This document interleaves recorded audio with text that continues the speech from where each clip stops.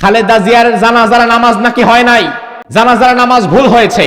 খালেদা জিয়ার নামাজের জানাজা পড়িয়েছে বর্তমান বাংলাদেশের শ্রেষ্ঠ আলেম, জাতীয় মসজিদ বাইতুল মুকাররমের খতিব শাইখুল হাদিস সাল্লামা আব্দুল মালেক হাফিজাহুল্লাহ। উপমহাদেশে বর্তমান হাদিস শাস্ত্রের উপরে এত বড় পণ্ডিত আর একজনও নাই, সুবহানাল্লাহ। এত বড় আলেম, তিনি খালেদা জিয়ার নামাজের জানাজা পড়াচ্ছেন। আর একদল ঠুনকো আলেম ফতোয়া দিচ্ছে যে না, খালেদা জিয়ার নামাজের জানাজা তো হয় নাই। কারণ কি? খতিব আল্লামা আব্দুল মালেক হাফিজাহুল্লাহ তিনি খালেদা জিয়ার নামাজের জানাজায় সূরা ফাতিহা পড়েন নাই, এই জন্য জানাজার নামাজ হয়নি। আমার ভাই, বিষয় হচ্ছে জানাজার নামাজে সূরা ফাতিহা পড়া এবং না পড়া উভয় পক্ষে কিছু কথা আছে। ইমাম শাফিঈ, ইমাম মালিক, ইমাম আহমদ বিন হাম্বল রাহিমাহুল্লাহ, এই তিন ইমামের বক্তব্য হচ্ছে লা সালাতা লিমান লাম ইয়াকরা বিফাতিহাতিল কিতাব, সূরা ফাতিহা ছাড়া কোন নামাজ শুদ্ধ হবে না। এজন্য জানাজার নামাজ যেহেতু নামাজ, এখানেও সূরা ফাতিহা পড়া লাগবে, এটা তাদের মত। আর ওলামায়ে আহনাফ, আমরা ফিকে হানাফি যারা ফলো করি, ওলামায়ে আহনাফের বক্তব্য হচ্ছে জানাজার নামাজ আর গতানুগতিক নামাজের মধ্যে পার্থক্য আছে না নাই? গতানুগতিক নামাজের মধ্যে রুকু আছে না নাই? সেজদা আছে না নাই? আযান ইকামত। জানাজার নামাজে আছে, রুকু সেজদা করেন না। ওলামায়ে আহনাফ বলেন এটা তো গতানুগতিক নামাজ নয়, জানাজার নামাজ হচ্ছে দোয়া, এটা আল্লাহর দরবারে একটা দোয়া। এই জন্য এখানে সংক্ষিপ্ত করা হয়েছে, রুকু সেজদাও রাখা হয় নাই, রুকুর তাসবিহ সেজদার তাসবিহও রাখা হয় নাই। এই জন্য সূরা ফাতিহারও এখানে প্রয়োজন নাই, এখানে অন্য দোয়া পড়লেও হয়ে যাবে। এখন যেহেতু দুই দিকে মত আছে, দুদিকে দলিল আছে, আপনি দুটো মতকে সম্মান করেন, যে কোনো একটা গ্রহণ করতেই পারেন, তবে আরেকটা মত যে হয় নাই এ কথা বলার ক্ষমতা আপনার নাই। কারণ দুটি মতের পক্ষেই তো দলিল আছে, আপনি একটা মতকে ধরে আরেকটা মতকে কিভাবে ছুঁড়ে ফেলবেন? খালেদা জিয়ার নামাজের জানাজা হয় নাই, খালেদা জিয়ার নামাজের জানাজা ভুল হয়েছে, এই কথা বলে জাতির মধ্যে নতুন ফিতনা যারা সৃষ্টি করবে, বিশ্বাস করো মুসলমান, তারা আলেম হতে পারে না, তারা হচ্ছে ফিতনাবাজ। আর কথা খুঁজে পান না, হাজারো ফিতনায় জাতি জর্জরিত। এই জাতির মধ্যে এমনিতেই ফিতনার শেষ নাই। আমিন জোরে না, আস্তে হাত ওপরে না নিচে, জল্লিন না দল্লিন, বুকে হাত বাঁধবেন না নাভিতে হাত বাঁধবেন, মিলাদ কিয়াম কি দাঁড়ায়া বৈশা না শুয়া, কত রকমের মতভেদ এই জাতির মধ্যে। আপনি আবার নতুন আরেক মতভেদ ঢুকাইতেছেন। এমনিতেই রোগের পর রোগ, রোগের পর রোগ, আমরা রোগ ভালো করতে পারছি না। সেখানে ডাক্তারের তো উচিত নমনীয় হয়ে এই রোগটাকে আস্তে ধীরে ভালো করার দিকে এগিয়ে যাওয়া। সেখানে ডাক্তার যদি নিজে নতুন আরেকটা রোগ সৃষ্টি করে, এই ডাক্তার না কসাই? আমার ভাইরা লক্ষ্য করেন, দুনিয়া থেকে একদিন আমাদের চলে যাওয়া লাগবে, কেউ থাকতে পারবো না। দুনিয়ার মানুষ কেউ কবরের জীবনে থাকবে 1000 বছর, কেউ 500 বছর, কেউ আরো কম কিংবা আরো বেশি। আজকে যার মৃত্যু হয়ে গিয়েছে, যারে কবর দিয়েছেন, কিয়ামত পর্যন্ত তাকে তো এই কবরের মধ্যেই থাকা লাগবে। তবে এই কবর শেষ নয়, এই কবর থেকে আবার আপনারে ওঠা লাগবে। সেটাই আল্লাহ কোরআনের মধ্যে বললেন। হঠাৎ এমন একটা আওয়াজ আসবে, যে আওয়াজের নাম হচ্ছে নাফখাতুল বাসি ওয়ান নুশুর। ওই আওয়াজ হওয়ার পরে কবরের জীবনেও আর আমরা থাকতে পারবো না। আমাদেরকে নতুন ভাবে আবার জিন্দা করবেন কে? আমার ভাই ভালো করে বোঝেন, এখন আমরা জীবিত, আবার হয়ে যাব মৃত। হাড় গোড় সব পচে যাওয়ার পরে নতুন ভাবে জীবন দিয়ে দাঁড় করাবার ক্ষমতা কি আল্লাহর আছে? আবার আল্লাহ জীবন দিয়ে দাঁড় করাবেন। এবার কবর থেকে যাওয়া লাগবে আপনাকে পরবর্তী স্টেশন। পরবর্তী স্টেশনের নাম হচ্ছে হাসরের মাঠ। কিসের মাঠ? খেলার মাঠ। হ্যাঁ, খেলার মাঠ, তবে দুনিয়ার খেলা না, সেটা ফাইনাল খেলা। হাসরের মাঠ কোথায় হবে? অনেক ধরনের মন্তব্য পাওয়া যায়, তবে কোরআনে কারীমের মধ্যে আল্লাহ বলেন, وَيَوْمَ نُسَيِّرُ الْجِبَالَ وَتَرَى الْأَرْضَ بَارِزَةً وَحَشَرْنَاهُمْ فَلَمْ نُغَادِرْ مِنْهُمْ أَحَدًا। হাসরের মাঠ কোথায় হবে আমি আল্লাহ তোমাদেরকে আসল ঠিকানা দিলাম না, তবে এতটুকু বলে দেই, পুরা দুনিয়াটারে আমি আল্লাহ ভেঙে ফেলবো, পুরা দুনিয়ার পাহাড়গুলোকে ভেঙে ফেলবো, পুরা জমিনটাকে আমি আল্লাহ তাআলা আটার খামিরের মতো মসৃণ একটা মাঠ বানায় দিব, আর ওই মাঠের মধ্যে তোমারে আমি দাঁড় করাবো। যে কোনো এক জায়গায় আল্লাহ হাসরের মাঠ করবেন, ওই হাসরের মাঠে আমাদের সবাইকে যাওয়া লাগবে। আমার ভাই, রাসূল হাদিসের মধ্যে বললেন, দুনিয়ার মানুষ হাসরের মাঠে যাবে তিন ভাবে। কয় ভাবে? তিন দলে। কয় দলে? হাদিস থেকে শুনবেন আর মিলাবেন যে আমার আমল কোন পর্যায়ে আর আমি কোন জায়গায় থাকতে পারি বা কোন দলের সাথে থাকতে পারি। আল্লাহর হাবিব বলেন, ইউহশারুন নাসু ইয়াওমাল কিয়ামাহ সালাসাতা আসনাফ, সিনফান মুশাতান ওয়া সিনফান রুকবানান ওয়া সিনফান আলা ওয়াজুহিহিম। ফাইনাল সাউন্ডটা যখন হবে, নাফখাতুল বাসি ওয়ান নুশুর, কবর থেকে আপনি উঠে দাঁড়ায় গেলেন। আপনাদের এলাকায় 1000 মানুষকে হয়তো কবর দেয়া হয়েছে, কবরস্থানে 1000 মানুষ কবর থেকে উঠে দাঁড়িয়েছে। এখন হাসরের মাঠ তো আর তিতাসে হবে না, হাসরের মাঠ তো আর দাউদ কান্দিতে হবে না। হাসরের মাঠ হবে যেখানে কবর থেকে তো আপনাকে ওখানে যাওয়া লাগবে। এই যে যাওয়াটা, এই যাওয়ার মধ্যে তিনটা দল বিভক্ত হয়ে যাবে, তিন ভাবে মানুষ হাসরের মাঠের দিকে যাবে। আল্লাহর হাবিব বলেন, সিনফান মুশাতান, একটা দল কবর থেকে যখন তারা উঠবে, ওঠার পরে তাদেরকে হাসরের মাঠের লোকেশন দিয়ে দেওয়া হবে। ওই লোকেশন দেখে দেখে তারা কবর থেকে উঠে হেঁটে হেঁটে হেঁটে হেঁটে তারা হাসরের মাঠের দিকে যেতে থাকবে। সুবহানাল্লাহ কইলেন না? একদল তারা পায়ে হাঁটবে। ওয়াসিনফান রুকবানা, আরেকটা দল তারা বড় সৌভাগ্যবান হবে। বিশ্বনবী বললেন তাদের পায়ে হাঁটা লাগবে না, কবর থেকে দাঁড়ানোর পরে তারা দেখবে আল্লাহ তাআলা তাদের জন্য জান্নাতের বিশেষ গাড়ি পাঠিয়ে দিয়েছে। ওই জান্নাতের গাড়িতে চড়ায়া তোমার আল্লাহ তোমার হাসরের মাঠ পর্যন্ত নিবে। আমার ভাই, আল্লাহ রাব্বুল আলামিন যেন এই দলের সাথে আমাদেরকে রাখে। তার কারণ আল্লাহ যদি কারো জন্য জান্নাতের গাড়ি আগে পাঠায় দেয়, বোঝা লাগবে আমার পরবর্তী স্টেশনগুলাও সহজ হয়ে যাবে। তাহলে দুটি দল পেলেন, একটা দল পায়ে হেঁটে যাচ্ছে, আরেকটা দল তার পাশ দিয়ে গাড়ি তাদেরকে নিয়ে যাচ্ছে। 3 নাম্বার আরেকটা দল, তারা বড় হতভাগা। ওয়াসিনফান আলা ওজুহিহিম, কবর থেকে যখন তারা উঠবে, ওঠার সাথে সাথেই তাদেরকে উল্টা করে দেওয়া হবে। তাদের পা দুইটা চলে যাবে উপরের দিকে, আর মাথা চলে যাবে নিচের দিকে। বিশ্বনবী বললেন তারা তাদের চেহারার উপরে ভর করে লাফাতে লাফাতে লাফাতে লাফাতে যাবে। আমার ভাই, বিবেক দিয়ে আগে হাদিসটা বোঝেন। যদি আপনাকে ধরে উল্টা করে পা উপরের দিকে দিয়ে দেওয়া হয়, মাথা যদি নিচের দিকে দিয়ে দেওয়া হয়, আর ওই মুহূর্তে যদি হাঁটা লাগে, তাইলে হাঁটবেন কি চেহারা দিয়া না মাথা দিয়া? মাথা দিয়া, কারণ চেহারা তো এখানে, মাথা হচ্ছে নিচে। কিন্তু রাসূল তো হাদিসের মধ্যে বললেন চেহারার উপরে ভর করে হাঁটবে। তার কারণ কি? মুখের উপরে ভর করে হাঁটবে, এটা আবার কিভাবে হয়?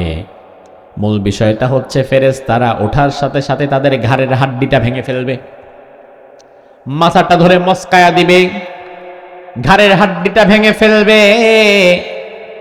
ঘাড়ের হাড্ডিটা ভেঙে চেহারাটা যখন উল্টা করে দিবে, তখন আপনি চেহারার উপরে ভর করে হাঁটতে হাঁটতে লাফাতে লাফাতে আপনাকে যাওয়া লাগবে।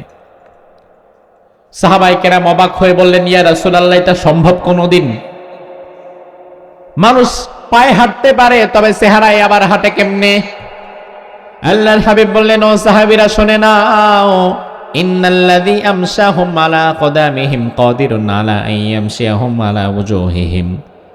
দুনিয়াতে পায়ের উপরে ভর করে হাঁটার ক্ষমতা যে আল্লাহ দিতে পারে, ওই দিন চেহারার মধ্যে ভর করে হাঁটার ক্ষমতা দেওয়ার ক্ষমতা আল্লাহর আছে না নাই?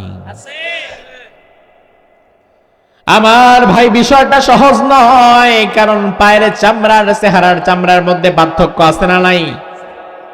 পায়ের চামড়া হচ্ছে মোটা, খালি পায়ে 2 মাইল হাইটা যান লস নাই, ক্ষতি হবে না। কিন্তু চেহারার চামড়াটা এমন আল্লাহ বানিয়েছেন, একটু জোরে ঘষা দিলেও দেখবেন চামড়া উঠে গেছে। ওই মুখ দিয়ে আপনার সেই দিন হাঁটা লাগবে। তার কারণ কি? তার কারণ দুনিয়ার মানুষ যত অপরাধ করে, যত অন্যায় করে, এই অপরাধ এই অন্যায়গুলা শুরুই করে তার মুখ দিয়া। আরেকজনকে অপবাদ দেয় মুখ দিয়া, আরেকজনকে গালি দেয় মুখ দিয়া, আরেকজনকে মেরে ফেলার অর্ডার দেয় মুখ দিয়া, ষড়যন্ত্রের কথা বলে মুখ দিয়া, হারাম খায় মুখ দিয়া, ঠিক কিনা? এই জন্য আল্লাহ তাআলা সেই দিন আযাবটা শুরু করবেন মুখের উপর দিয়া, মুখ দিয়া হাট। তাইলে হাসরের মাঠের দিকে যাচ্ছে কয় দল? কয় দল? এই 3 দলের হিসাবটা খালি মনে রাখেন। এক দল পায়ে হেঁটে, এক দল গাড়িতে চড়ে, আরেক দল মুখের উপরে ভর দিয়ে। এবার আল্লাহ রাব্বুল আলামিন গাড়িতে চড়িয়ে যাদের নিয়ে যাচ্ছেন তাদেরকে হাসরের মাঠের ভেতরে ঢুকাবেন না। তার কারণ হাসরের মাঠটা সহজ না। হাসরের মাঠটা হচ্ছে উত্তপ্ত কড়াই, জ্বলন্ত কড়াই। আগুন জ্বালায়া ওই আগুনের উপরে যদি কড়াই রাখেন, ওই কড়াই যদি তেল গরম করেন, ওই গরম তেলের মধ্যে ডিম দেন, মাছ দেন, বেগুন দেন, আলু দেন, পটল দেন, যাই দেন না কেন, সেটা যেমন ঝলসে যায়, হাসরের মাঠে আল্লাহ যাদের ঢোকাবেন তারাও তেমন ঝলসানো শুরু হবে। এই জন্য আল্লাহ রাব্বুল আলামিন যাদেরকে জান্নাতের বাহন দিয়ে আনছেন, রব্বুল আলামিন তাদেরকে হাসরের মাঠে ঢোকাবেনই না, কারণ হাসরের মাঠটাও একটা আযাব। তাদেরকে আল্লাহ হাসরের মাঠে ঢোকাবেন না, বরং হাসরের মাঠের পাশে আরেকটা বিশেষ জায়গা থাকবে, সেটা হচ্ছে আল্লাহর আরশের ছায়া। ওই দিন আর কোনো ছায়া থাকবে না কোথাও। ওই দিন আল্লাহ রাব্বুল আলামিন তার ছায়ার নিচে 7 শ্রেণীর মানুষকে ছায়া দান করে দিবেন। আল্লাহর হাবিব বলেন, সাবাতুন ইউযিল্লুহুমুল্লাহু ফি যিল্লিহি ইয়াওমা লা যিল্লা ইল্লা যিল্লু, ইমামুন আদিল, শাবুন নাশা ফি ইবাদাতিল্লাহি আযজা ওয়া জাল্লা। ওই দিন আল্লাহর আরশের ছায়া ছাড়া কোনো ছায়া থাকবে না। ওই দিন 7 শ্রেণীর মানুষকে আল্লাহ গাড়ি দিয়ে এনে হাসরের মাঠের মধ্যে ছায়া দান করে দিবেন। এর মধ্যে প্রথম হচ্ছে ইমামুন আদিল, ন্যায়পরায়ণ শাসক। কেমন শাসক? জালিম শাসক, ন্যায়পরায়ণ শাসক। এই 54 বছরের বাংলাদেশে আমাদের মাথার উপরে যেগুলা বসছে, এই সবগুলা ছিল জালিম শাসক। আমার ভাই, ন্যায়পরায়ণতা কি সেটা শিখা লাগবে রাসূলের কাছ থেকে। ন্যায়পরায়ণতা হচ্ছে তোমার রাষ্ট্রের মানুষ যদি খারাপ থাকে, তারা যদি রাতে না খেয়ে ঘুমায় থাকে, তোমারও না খেয়ে ঘুমাতে হবে।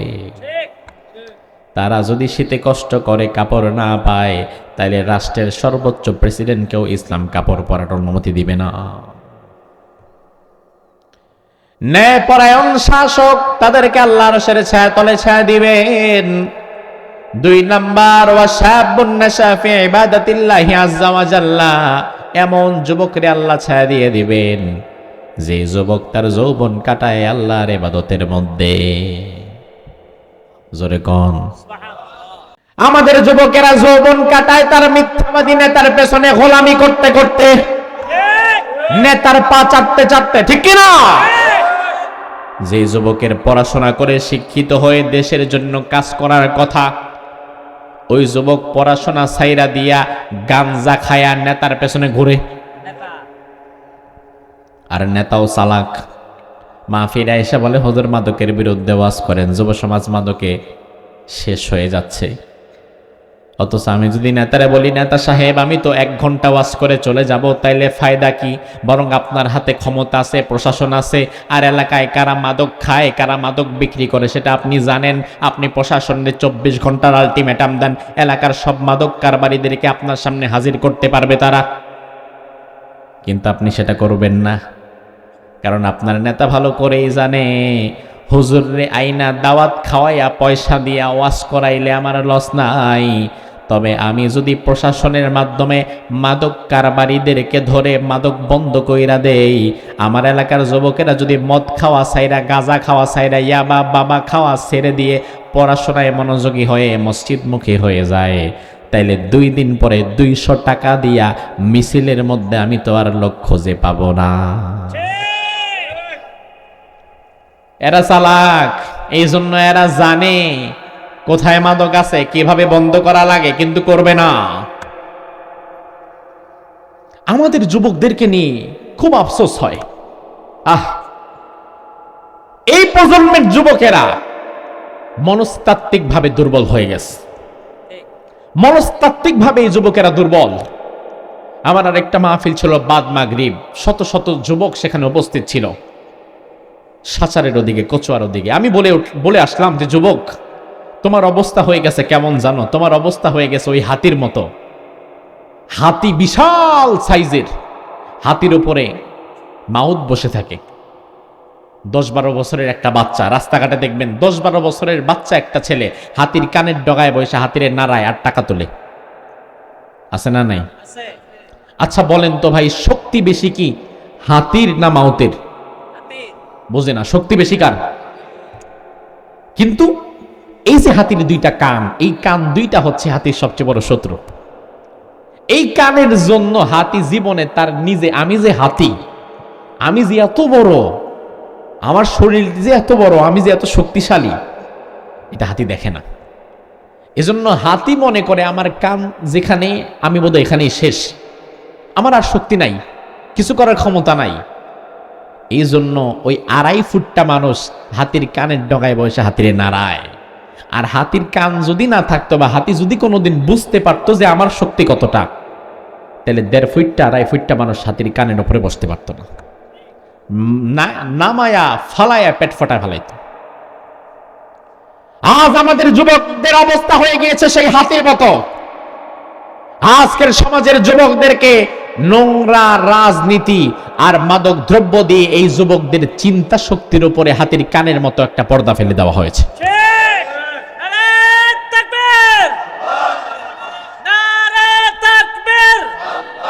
এই যুবকেরা এখন তাদের নিজেদের যৌবনের শক্তি সম্পর্কে জানে না। সে মনে করে আমি আর কি করব, বড় হইয়া কি করব, নেতার পেছনে ঘুরি, 200-300 টাকা দিলে দিক, ভবিষ্যতে বড় একটা পথ পাবো। এত সোজা? তোমার নেতা তোমারে দিয়া 200-300 টাকা দিয়া সাদাবাজি করায়, আর নেতা ভবিষ্যতে যারে নেতা বানাবে ওই ছেলেরে অবশ্যই পড়াশোনা করার যোগ্যতা সম্পন্ন করে নিয়ে আসতেছে। তুমি তো কিছুই পাবা না, তুমি ইউজ হবা কয়েকটা দিন।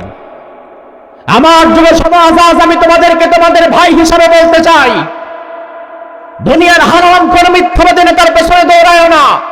200 টাকার লোভে নিজের যৌবনকে বিক্রি করে দিও না, নিজের যৌবনের শক্তিকে মূল্যায়ন করো। তোমার আদর্শ হবে মোহাম্মদ বিন কাসিম, তোমার আদর্শ হবে খালিদ বিন ওয়ালিদ।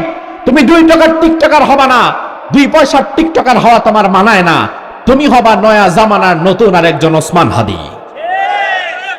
যে ওসমান হাদি 33 বছরের যুবক, মানুষজন তাকে এত বেশি ভালোবেসেছে, দল নাই, লোক নাই, কর্মী নাই, কিচ্ছু নাই, অথচ কোটি কোটি মানুষের হৃদয়ের ভেতরে ওসমান হাদির ভালোবাসা আছে না নাই?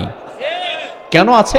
কারণ ইনসাফের পক্ষে সে দাঁড়িয়েছে, জুলুমের বিরুদ্ধে দাঁড়িয়েছে, ন্যায় বিচারের পক্ষে দাঁড়িয়েছে, ভারতের মুশরিকদের আধিপত্যবাদীদের বিরুদ্ধে কথা বলেছে। এজন্য তাকে শহীদ হতে হয়েছে, দুনিয়া থেকে চলে যেতে হয়েছে। আচ্ছা, আপনার কি মনে হয় ওসমান হাদি যে মরে গেছে সে ব্যর্থ হয়ে গেছে? ব্যর্থ হয়ে গেছে? বাঁচা মরার সাথে সফলতার ব্যর্থতা সম্পৃক্ত না। সফলতার ব্যর্থতা যদি বেঁচে থাকা আর মরে যাওয়ার সাথে সম্পৃক্ত হতো, তাহলে ইমাম হুসাইন তো ব্যর্থ হয়ে যেত, কারণ সে তো মরে গেছে। আর ইয়াজিদ সফল হয়ে যেত, কারণ সে বেঁচে ছিল। কিন্তু দিন শেষে 1000 বছর পরে আমাদের কাছে সফল কি ইয়াজিদ নাকি হুসাইন? তার মানে আল্লাহর দ্বীনের পক্ষে, সত্যের পক্ষে যারা জীবন দেয় তারা ব্যর্থ না, তারা সফল। তারা কি? তারা কি? আজ আমাদের যুবকদেরকে অঙ্গীকার করে রাখবে, ও যুব সমাজ, তোমার আদর্শ হবে খালিদ বিন ওয়ালিদ, তোমার আদর্শ হবে মোহাম্মদ বিন কাসিম, তোমার আদর্শ হবে ওসমান হাদি। যদি ভারতের আধিপত্যবাদীদের বিরুদ্ধে কথা বলতে গিয়ে ওসমান হাদির মতো জীবন দেওয়া লাগে, শহীদ হওয়া লাগে, শাহাদাতের ঈদগাহে শামিল হওয়ার জন্য কাকা প্রস্তুত, দুই হাত তুলে আল্লাহর দেখাও।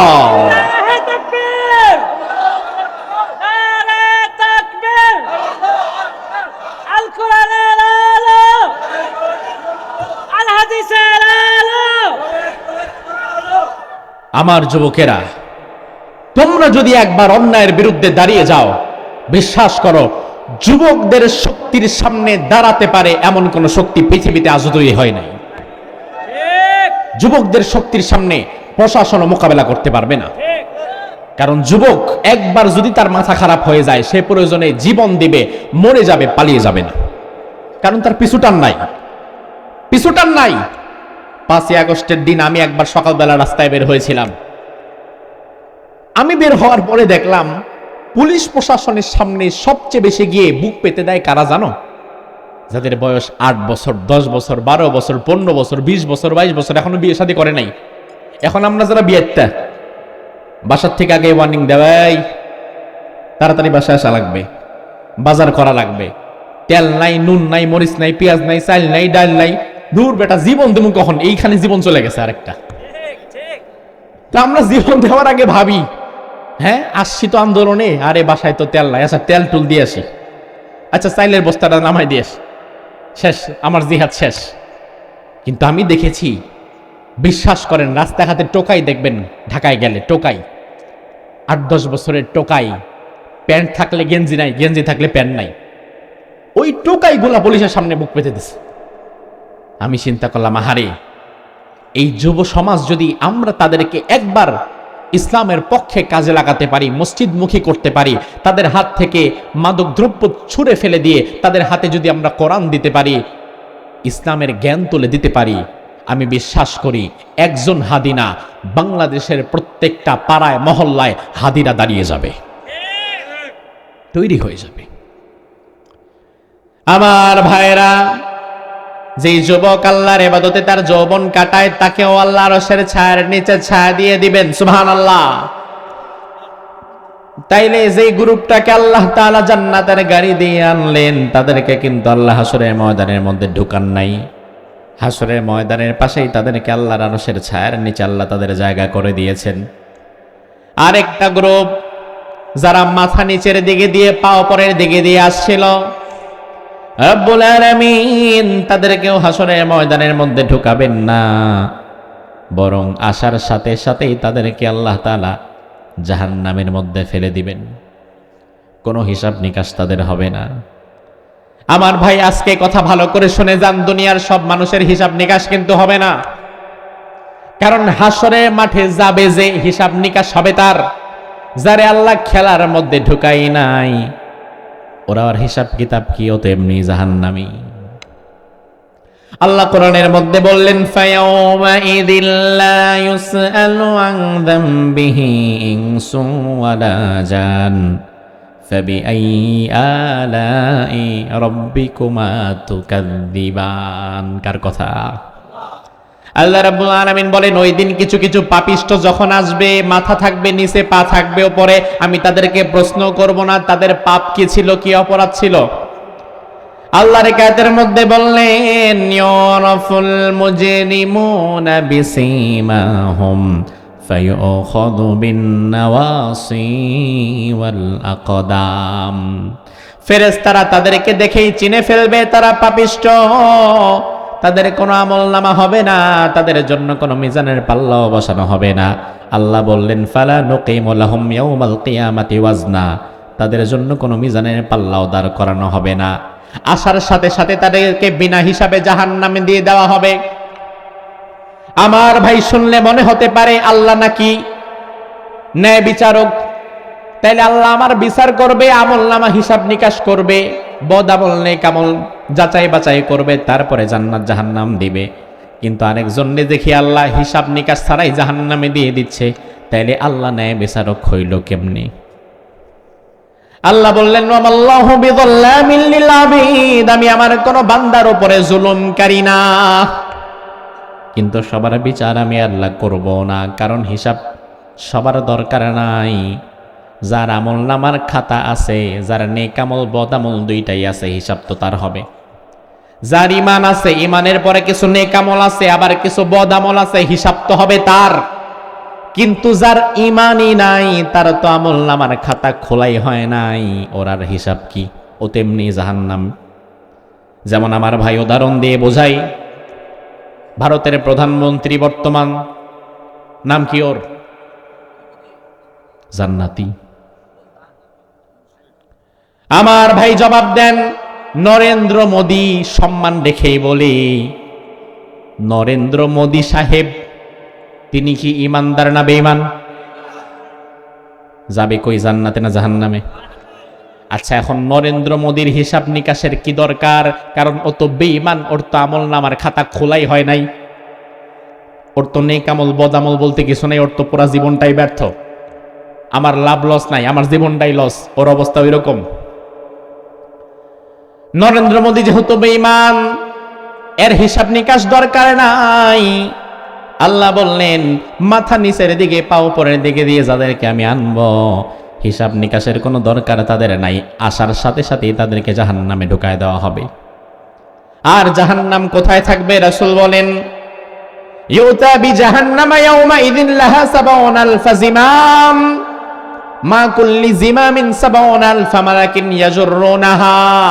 জাহান্নামকে ৭০,০০০ লাগাম দিয়ে, ৭০,০০০ লাগাম দিয়ে, আবার প্রত্যেক লাগামের সাথে ৭০,০০০ ফেরেশতা দিয়ে আল্লাহ টেনে নিয়ে আসবেন। ধরেন, বুঝাই, ধরেন এই বস্তুটা জাহান্নাম যদি হয়, এই জাহান্নামের সাথে আল্লাহ তাআলা ৭০,০০০ শিকল পেঁচাবেন, আবার প্রত্যেকটা শিকলের সাথে ৭০,০০০ ফেরেশতাকে লাগায় দিবেন। এমন ভাবে প্রায় ৪৯০ কোটি ফেরেশতা মিলে টানতে টানতে টানতে টানতে জাহান্নামকে হাসরের মাঠে আনবেন। ওই জাহান্নামের ভেতর থেকে ভয়ঙ্কর গর্জন তর্জনের আওয়াজ হতে থাকবে, আর মাথা যাদের নিচের দিকে আসার সাথে সাথেই তাদেরকে ওই জাহান্নামের মধ্যে ধাক্কা দিয়ে ফেলে দেওয়া হবে, কোনো হিসাব নিকাশ নাই। আর জান্নাত কোথায় থাকবে? আল্লাহ বললেন, ওয়া উজলিফাতিল জান্নাতু লিল মুত্তাকিনা গায়রা বাঈদ। আমি জান্নাতকে সরাসরি হাসরের মাঠে আনবো না, তবে হাসরের মাঠের পাশে রেখে দেব। আমার ভাই, তাইলে এবার একটু বোঝেন, ৩ গ্রুপ মানুষ কবর থেকে হাসরের ময়দানের দিকে যাচ্ছিল, এর মধ্যে গাড়ি দিয়ে যাদের আনা হয়েছে ভিআইপি ভাবে, তাদেরকে আল্লাহ হাসরের ময়দানে ঢুকায় নাই, আরশের ছায়ার মধ্যে রাখছে। আবার যারা মাথা নিচের দিকে দিয়ে আসছে তাদেরকেও ঢুকায় নাই, তাদেরকে জাহান্নামে পাঠায় দিছে। মধ্যখানে বাকি আছে কয় দল? কয় দল? এরা আসছে কেমনে? হাইট্টা হাইট্টা। এই পায়ে হেঁটে মানুষগুলোকে এবার আল্লাহ বলবে, তোরা ঢুক, তোরা এবার হাসরের মাঠে ঢুক। বিশাল হাসরের মাঠ, হাজার হাজার কোটি কোটি মানুষ ওই মাঠের মধ্যে দাঁড়াবে। রাসূল বলেন, ইহশারুন নাস ইয়াউমাল কিয়ামাতি হুফাতান উরাতান গুরলা। হাসরের ময়দানে মানুষ যখন দাঁড়াবে, খতনা করা নাই, মাথায় কোনো কাপড় নাই, পায়ে কোনো জুতাও নাই, একেবারে উলঙ্গ হয়ে, খতনাবিহীন, পা থেকে মাথা পর্যন্ত একটা টুকরা সুতা নাই, নারী পুরুষ সব একসাথে। মা আয়েশা বললেন, ইয়া রাসূলুল্লাহ, আর রিজালু ওয়ান নিসাউ জামিআ ইয়ানদুরু বাযুহুম ইলা বায। মানুষ যে উলঙ্গ থাকবে দুনিয়াতে, রাস্তা দিয়ে আর ল্যাংটা হইয়া যদি পাগল একটা হাইটা যায়, ওই পাগলের দিকেও দেখবেন মানুষ তাকায়, তাকায় না? মা আয়েশা বললেন, ওই দিন যে আমরা সবাই উলঙ্গ থাকবো, একের দিকে কেউ অপরে তাকাবে না। বিশ্বনবী বললেন, আয়েশা রে, ওই দিনটা এত ভয়াবহ হবে, আরেকজনের দিকে তাকানো তো দূরের কথা, নিজের শরীরে যে কাপড় নাই এইটা সে ব্যক্তি ভুলেই যাবে। আমার ভাই, তার কারণ কি? তার কারণ হাসরের মাঠ দুনিয়ার কোনো খেলার মাঠের মতো না। দুনিয়ার মাঠের নিচে হয়তো থাকে ইট বালি সিমেন্ট, অথবা থাকবে মাটি, আর হাসরের মাঠের নিচে থাকবে তামা। আল্লাহর হাবিব হাদিসের মধ্যে বললেন, ইউহশারুন নাস ইয়াউমাল কিয়ামাহ আলা আরদিম বাইদা ফারাকা কুরসাতিন নাকি। রুটির খামির যেমন মসৃণ, হাসরের মাঠ হবেন তেমন মসৃণ। আর ওই হাসরের মাঠকে আল্লাহ বানাবেন তামা দিয়া। কি দিয়া? তামা। আমার ভাই, কেন তামা দিয়ে বানাবেন? কারণ আজকের বিজ্ঞান প্রমাণ করেছে দুনিয়ার সবচাইতে তাপ সুপরিবাহী হচ্ছে তামা।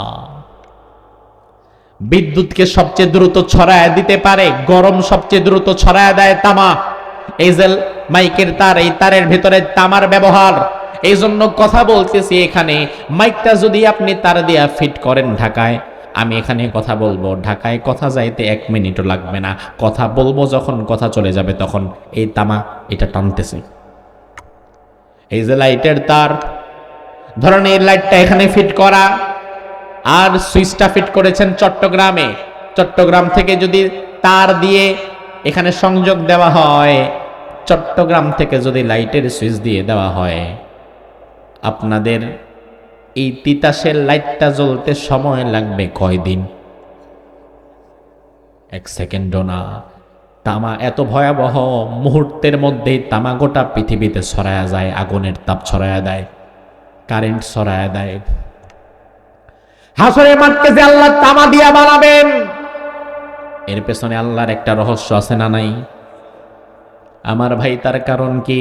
তার কারণ আল্লাহর হাবিব বললেন, তুদনা শামসু ইয়াউমাল কিয়ামাতি মিনাল খালক হাত্তা তাকুনা মিনহুম কামিকদারি মিল ফায়াকুনুন নাসু আলা কদরি আমালিহিম ফিল আরাক।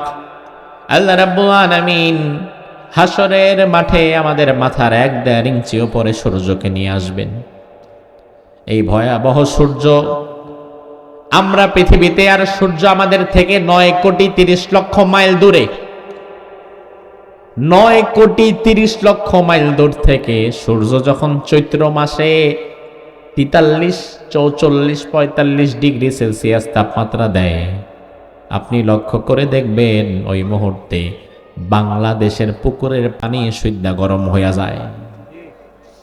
কুকুরগুলা তখন জিহ্বা বের কইরা রাস্তায় হাঁপায়। আপনি ঘরের মধ্যে ফ্যানের নিচেও ঘামতে থাকবেন। 9 কোটি 30 লক্ষ মাইল দূর থেকে সামান্য আলো দেওয়ার কারণে পুকুরের পানি যদি গরম হয়ে যায়, ওই সূর্য আপনার মাথার 1 ইঞ্চি উপরে ফিট করা থাকবে।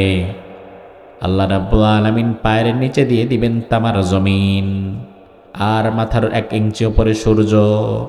যখনই সূর্যের সর্বোচ্চ শক্তি আল্লাহ সুইচটা অন করে দিবেন, সাথে সাথে গোটা হাসরের মাঠটা কারেন্টের চাইতেও বেশি উত্তপ্ত হয়ে যাবে। পায়ের তলায় জুতা নাই, মাথায় কোনো কাপড় নাই। ও ভাই আমার, প্রচন্ড গরমে কৃষক যখন মাঠে কাজ করে, গরম বেশি হলে দেখবেন পরনের জামাটা খুইলা মাথার মধ্যে বেঁধে নেয় যেন গরমটা কম লাগে। ওই দিন মাথায় দেওয়ার মতো কিছু নাই, পায়ে দেওয়ার মতো জুতা নাই। বিশ্বনবী বললেন, মুহূর্তের মধ্যে গোটা হাসরের মাঠ উত্তপ্ত কড়াইয়ের মতো হয়ে যাবে, পা রাখতে পারবেন না, মাথা ফেটে যাবে। আল্লাহর হাবিব বললেন, মানুষেরা ঘামতে ঘামতে, কারো ঘাম হবে হাঁটু পর্যন্ত, কারো টাকনু পর্যন্ত, কারো গলা পর্যন্ত, কারো মাথা ডুবে যাবে ঘামের মধ্যে। ওই ঘামগুলা জমতে জমতে অ্যাসিডের পানির মতো হয়ে যাবে। মাথার উপরে সূর্য, নিচে তামার জমিন, মধ্যখানে ঘামের অ্যাসিডের পানির মধ্যে ডুবতে ডুবতে সারা শরীরটা ক্ষয় হয়ে যাবে। এত ভয়াবহ হবে হাসরের মাঠ। আমার ভাইটা কিন্তু জাহান্নামের শাস্তি না, কারণ এখনো বিচার শুরুই হয় নাই। জান্নাত জাহান্নাম তো এর পরে, হাসরের মাঠের শাস্তি তো বোনাস। জান্নাত জাহান্নাম তো শুরুই হয় নাই মিয়া, এটা হাসরের মাঠ, এখনো তো বিচার হয়ই নাই। হাসরের মাঠে এইভাবে চূড়ান্ত কষ্টে আমরা থাকব। কতদিন থাকবেন? কোরআনে আল্লাহ বললেন, হাসরের মাঠটা হবে ফি ইয়াউমিন কানা মিকদারুহু 50 আলফ সানা। হাসরের মাঠটা 1 দিন 2 দিনের জন্য হবে না, হাসরের মাঠটা হবে 50,000 বছর সমান লম্বা। আল্লাহু আকবার! 50,000 বছর সমান লম্বা। এই তামার উপরে, কারেন্টের উপরে, গরমের উপরে, ঘামের মধ্যে আপনি ডুবতে থাকবেন আর উঠতে থাকবেন। আমার ভাই, আবার 50,000 বছরটা দুনিয়ার সময় নয়, এটা হবে আল্লাহর সময়। তার কারণ দুনিয়া তখন আর থাকবেই না। আল্লাহ বলেন, ইয়াউমা তুবাদদালুল আরদু গায়রাল আরদ ওয়াস সামাওয়াতু ওয়া বারাজু লিল্লাহিল ওয়াহিদিল কাহ্হার। পুরা দুনিয়াটাকে ভেঙে চুরে আমি চুরমাচুর করে দেব, নতুন আরেকটা মাঠ বানায়া ওই মাঠের মধ্যে তোমাদেরকে দাঁড় করাবো। এখন দুনিয়া যেহেতু নাই, তাইলে দুনিয়ার সময়টাও আর নাই। ওই হাসরের মাঠের 50,000 বছর হবে আল্লাহর সময়। এবার আপনারা জানা লাগবে আল্লাহর সময় আর আমাদের সময়ের মধ্যে পার্থক্য কি। কোরআনে আল্লাহ বলেন, ওয়া ইন্না ইয়াওমান ইনদা রাব্বিকা কাআলফি সানাতিম মিম্মা তাউদ্দুন। দুনিয়ার মানুষের কাছে 1000 বছর যতটা লম্বা, ওই 1000 বছর আমি আল্লাহর কাছে মাত্র একদিন। দুনিয়াতে আমাদের 1000 বছর, আল্লাহর কাছে একদিন। তাহলে আল্লাহর কাছে যদি 50,000 বছর হয়, তাহলে আমাদের কয়দিন এটা আল্লাহই জানে, আমাদের হিসাব করার ক্ষমতা নাই। এত লম্বা সময় পর্যন্ত হাসরের মাঠে আপনারে দাঁড়াতে হবে। সাহাবীরা কেঁদে কেঁদে হয়রান হয়ে গেলেন। বিশ্বনবী বললেন, ও সাহাবীরা, ভয় পেও না, ঈমানদার যদি হতে পারো তাহলে কাসলাতিল মাকতুবা, এই 50,000 বছর সমান লম্বা হাসরের দিনটা ইমানদারের জন্য হয়ে যাবে এক ওয়াক্ত ফরজ নামাজের মতো। আমার ভাই, তার কারণ কি? তার কারণ হচ্ছে আপনার শরীরটা ভালো, মনটাও ভালো, ব্যবসাও ভালো হচ্ছে, পরিবারটা নিয়ে সুখে আছেন। এমন একদিন আপনি খাওয়া দাওয়া করে খুব সুখে রাত 10টায় ঘুমায় গেছেন, ভোর 5টায় ঘুম থেকে উঠলেন ফজরের সময়। এই 6-7 ঘন্টা ঘুমের পরে, ঘুম ভাঙার পরে মনে হবে আর একটু বেশি ঘুমাইতে পারলে আরো ভালো লাগতো, রাতটা খুব তাড়াতাড়ি শেষ হয়ে গেল, অথচ ঘুমাইছেন আপনি 6-7 ঘন্টা। আবার কোনোদিন যদি রাত 3:30টায় মাথা ব্যথা ওঠে, পেট ব্যথা ওঠে, ফজর হতে বাকি মাত্র 1.5 ঘন্টা, 1 ঘন্টা, কিন্তু ওই দিন মনে হবে এত বড় রাত যেন পার হতে চায় না।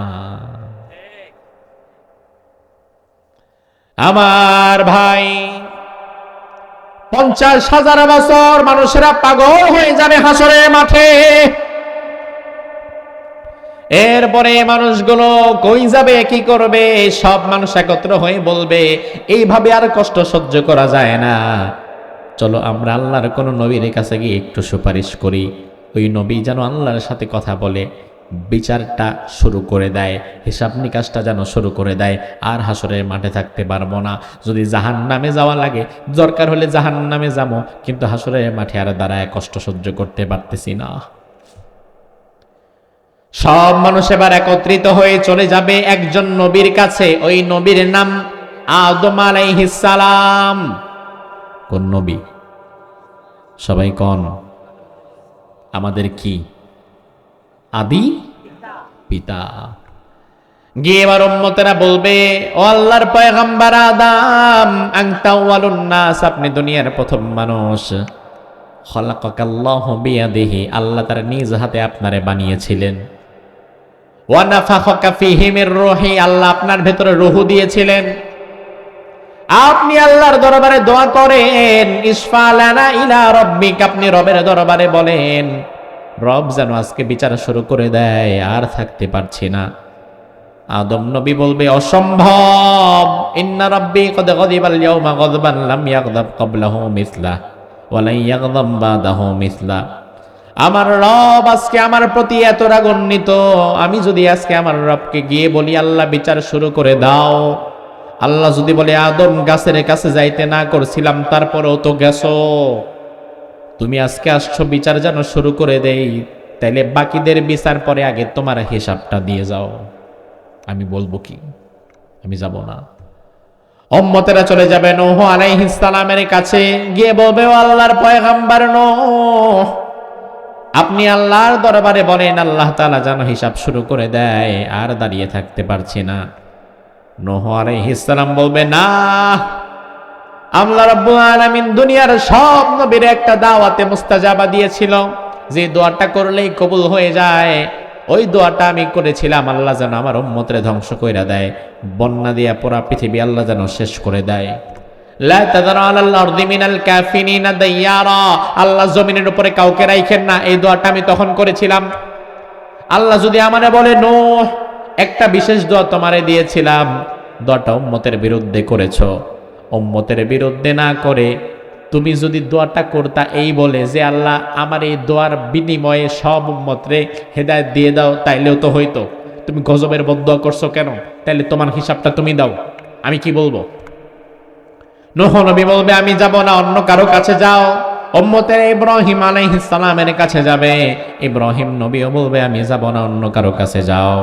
উম্মতেরা মুসা আলাইহিস সালামের কাছে যাবে, মুসা আলাইহিস সালাম বলবে আমিও পারবো না, অন্য কারো কাছে যাও। উম্মতেরা দৌড়ায়া চলে যাবে ঈসা নবীর কাছে, ঈসা নবী বলবে আমার কাছে ঘুরে লাভ নাই, লাভ নাই। আজকে আল্লাহর সঙ্গে কেউ যদি কথা বলতেই পারে সে আর কেউ না, সে আখিরি জামানার নবী মুহাম্মদুর রাসূলুল্লাহ। আর কেউ আল্লাহর সাথে কথা বলার মতো অধিকার নাই, ক্ষমতা নাই। উম্মতেরা সবাই এবার যখন রাসূলুল্লাহর কাছে আসবে, আসার পরে দেখবে বিশ্বনবী সিজদায় পড়ে কাঁদছে আগে থেকেই। কোটি কোটি উম্মত চারদিক দিয়ে দাঁড়ায় দাঁড়ায় কাঁদবে আর বলবে ও আল্লাহর পয়গম্বর, ও আখিরি জামানার নবী মুহাম্মদ, আমরা আপনার শত শত হাজার হাজার কোটি উম্মত আজকে বিপদে পড়ে গেছি। আজকে আদম নবী আমাদের জন্য কথা বলবে না, নূহ নবী বলবে না, ইব্রাহিম বলবে না, মুসা বলবে না, ঈসা বলবে না। আপনি একটু আল্লাহর দরবারে সুপারিশ করেন যেন আল্লাহ বিচার শুরু করে দেয় তাড়াতাড়ি, আর হাসরের মাঠে থাকতে পারবো না। চারদিক থেকে উম্মতেরা রাসূলকে ঘিরে ধরে কান্না শুরু করে দিয়েছে। নবীও নিজে কাঁদে, সিজদায় গিয়ে উম্মতেরাও চারিদিক দিয়ে কাঁদে। পুরা হাসরের মাঠটা কান্না আর কান্না, উম্মতও কাঁদে, নবীও সেই দিন কাঁদে। অবশেষে আমার নবী বলবেন ও আমার প্রিয় আল্লাহ, দুনিয়ার সব নবীরা তাদের দাওয়াতে মুস্তাজাবা দুনিয়াতে ব্যয় করেছিল, আমি কিন্তু করি নাই। নূহ নবী তার দাওয়াত দুনিয়াতে কাজে লাগায় দিয়েছে, তার দোয়া তার সুপার পাওয়ার দুনিয়াতে শেষ, কিন্তু আমারটা আমি কাজে লাগাই নাই। তাইফে মার খেয়েছি, কাজে লাগাই নাই। ওহুদে মার খেয়েছি, কাজে লাগাই নাই। মাসের পর মাস ঘরে খাবার ছিল না, তবু দোয়াটা করি নাই। আমার ওই বিশেষ দোয়াটাকে আজ আমি আমার উম্মতের জন্য করলাম, মেহেরবানি করে আমার উম্মত গুলারে তুমি আজকে একটু মাফ করে দাও। এমন সময় আল্লাহ রাব্বুল আলামিন বিশ্বনবীকে ডেকে বলবেন ইয়া মুহাম্মদ ইরফা রাসাক ওয়াশফা তুশাফা সাল তুতা। ও আমার প্রিয় হাবিব, আপনি মাথা তুলেন, কি লাগবেন চেয়ে নেন, যারে মন চায় সুপারিশ করে আপনি নিয়ে যান।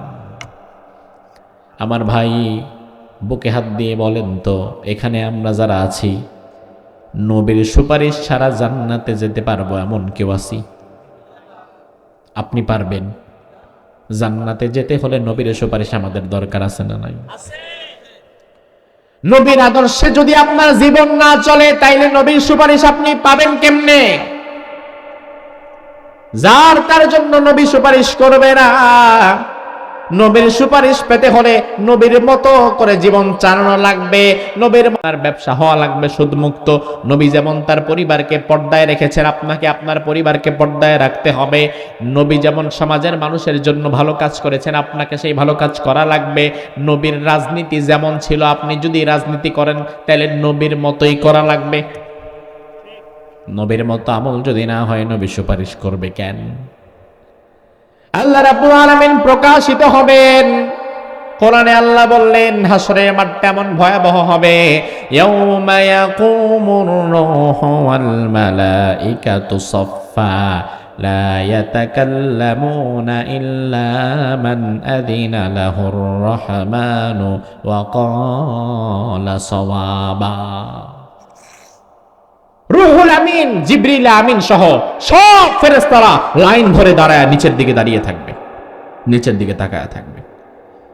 সব নবী রাসূলরা চুপচাপ দাঁড়িয়ে থাকবে, ফেরেশতারা পর্যন্ত চুপচাপ দাঁড়িয়ে থাকবে। আল্লাহর সামনে কথা বলার মতো কেউ নাই, একটা টু শব্দ করার মতো ক্ষমতা কারো নাই। আল্লাহ এমন ভয়ঙ্কর কাহার রূপে সেদিন হাজির হবেন। আর আমাদের বাংলাদেশের অনেক ভণ্ড পীরেরা তার মুরিদদেরকে বলে, আমাদের কাছে আসো, ওরুসে সিন্নি দাও, মাজারে গরু দাও, আমাদের হাত পাঠিব, হাদিয়া তোফা দাও, নামাজ কালামের দরকার নাই, পর্দা পশিতার দরকার নাই, নিজের বউরেও নিয়ে আসবা, মাঝে মাঝে খেদমত করাবা, তোমারে হাসরের ময়দানে পার করার দায়িত্ব আমার। এই কথা বলার মতো ভণ্ড পীর বাংলাদেশে আছে না নাই? মুসলমান, বিবেক কাজে লাগাও। আদম নবী বলবে আমি আল্লাহর সাথে কথা বলতে পারবো না, নূহ নবী বলবে আমি পারবো না, ঈসা নবী বলবে আমি পারবো না, মুসা বলবে আমি পারবো না, ইব্রাহিম খলিল বলবে আমি পারবো না, রূহুল আমিন ফেরেশতা জিবরাইল পর্যন্ত নিচের দিকে দাঁড়িয়ে থাকবে, ভয়ে কাতর হয়ে যাবে, কেউ কথা বলতে পারবে না। ওই মুহূর্তে তোমার কোন পীর বাবা যদি বলে আমি তোমার হাসরের ময়দানে পার করায় দিব, ও পীর না, ও সাক্ষাৎ শয়তান। হাসরের মাঠ কি এত সোজা যে তোমার পীর বাবা নবীরা পর্যন্ত বলতেছে আমি পারবো না? আমি গেলে আজকে যদি আল্লাহ আমারে বলে তোমার হিসাব দাও, তাহলে আমি কি করব? আর ওখানে তোমার পীর বলে আমি পারবো? আমাদের বিবেক নষ্ট হয়ে গেছে, এই জাতির বিবেক শেষ হয়ে গেছে। আমি গত কিছুদিন আগে প্রোগ্রাম করলাম, মাহফিল করলাম বাংলাদেশের একটা জেলা, নাম হচ্ছে শরীয়তপুর। কিপুর? বাংলাদেশের অভ্যাস হচ্ছে যেই জায়গার যে নাম ওইখানে উল্টা কাজ বেশি হয়। নাম রাখছে বেদানা, অথচ দানা দিয়া ভরা। নাম রাখছে বেগুন, অথচ গুণের কোনো অভাব নাই তার মধ্যে। নাম রাখছে ঢাকায় শান্তিবাগ, ঢাকা শহরের ম্যাক্সিমাম চোর ডাকাত হাইজাকাররা শান্তিবাগে থাকে। নাম রাখছে শরীয়তপুর, বেশরীয়তি কাজের কারখানা শরীয়তপুর। আমি গিয়ে আমাকে দেখাইলো, দিনের বেলা আমাকে ঘুরিয়ে দেখানো হলো, দুইটা মাজার দেখানো হলো, সুরেশ্বর আর একটা আজমির নাকি যেন নাম। একটা মাজারের সামনে গিয়ে আমাকে একটা গেট দেখানো হলো, সুন্দর একটা গেট, বিশাল আলিশান রাজদরবারের মতো গেট। আমাকে বলল হুজুর এই গেটটা বানাইতে খরচ হয়েছে 7 কোটি টাকা। আমি বললাম আহারে মানুষ, এই মাজারের পাশে কত গরিব মিসকিন একবেলা খাবার পায় না, বসে থাকে, ভিক্ষা করে, অসুস্থ মানুষ কাশতে কাশতে জীবন বের হয়ে যাচ্ছে, চিকিৎসার পয়সা পায় না, আর তুমি 7 কোটি টাকা দিয়ে গেট বানাও? এই জালিমদেরকে জবাব দেওয়া লাগবে আল্লাহর কাছে। এরপরে গেলাম সুরেশ্বর, শরীয়তপুরের বিখ্যাত সুরেশ্বর দরবার শরীফ, হয়তো নাম শুনেছেন অনেকেই।